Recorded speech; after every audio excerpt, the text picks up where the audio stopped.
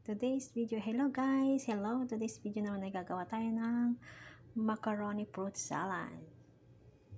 So yan ang ating gagamitin. So naglaga tayo ng macaroni. Meron tayong fruit cocktail. Meron tayong condensed. At saka cream. And this cheese and that. Yeah, mayonnaise. So kulang tayo ng mayonnaise. Kukunin natin yung mayonnaise. So, ayan. May mayonnaise na tayo. So, ayan ang ating gagamitin. Diba?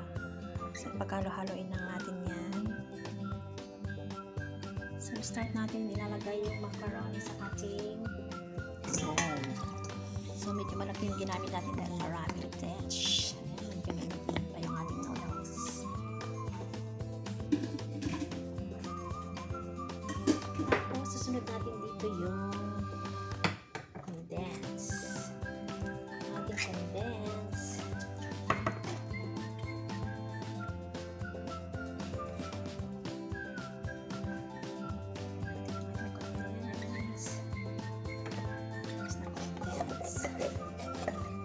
Isang lata lang yung ating magagamit. Tapos sunod natin yung ating corn.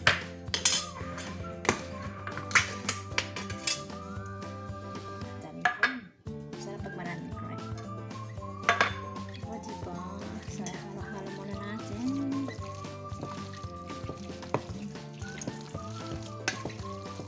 Parang kulang yung ating condense.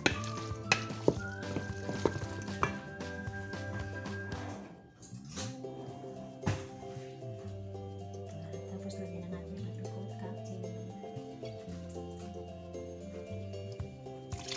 Yan ang ating fruit cocktail. So, dinamihan ko siya. Hindi ko na siya, binawasan ko lang yung tubig kasi mas masarap pag medyo masabaw. Para pag nilagay siya sa ref, medyo masabaw-sabaw pa para pagka kinabukasan. O, diba? Mas creamy siya.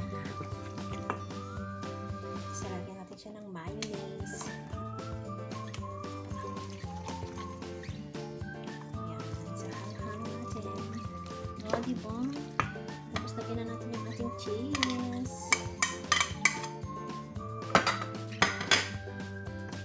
So, yummy, yummy, yummy.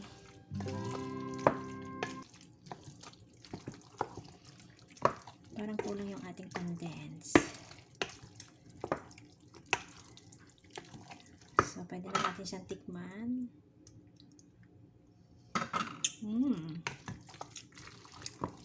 Creamy. Masarap siya pag malamig. O, diba? So, nakagawa na tayo ng salad. So, ilalagay na natin sa herb mamaya. Ilalagay natin sa lagayan. So, ayan na guys, ang ating nagawa. O, diba? Nilagay na natin yan sa lagayan. So, ilalagay na natin siya sa ref para malamig. Mas masarap pag malamig. Malamig na malamig. O, diba? Mamaya kakain tayo. Titikman natin. Yan. Thanks for watching. Don't forget to follow and heart my video. God bless.